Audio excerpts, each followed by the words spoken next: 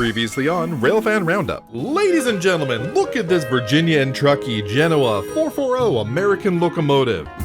All clean. Motor runs, needs drive shaft. And look what came. Little bitty drive shaft. Let's unscrew the tongue.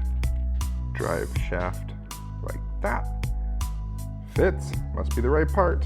Connect it into the locomotive. Like that. Excellent. Okay. All together.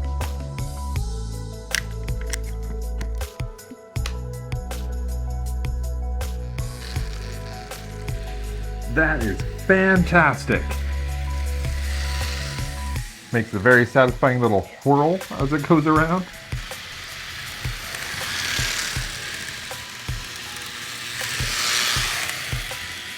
I think I found a new runner for Skull Valley.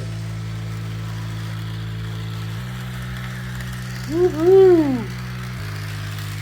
Thanks for watching the quick update on the Genoa. I'm super happy with how it runs. Stay tuned for part 5 of the Marketplace Motherlode. See you next time.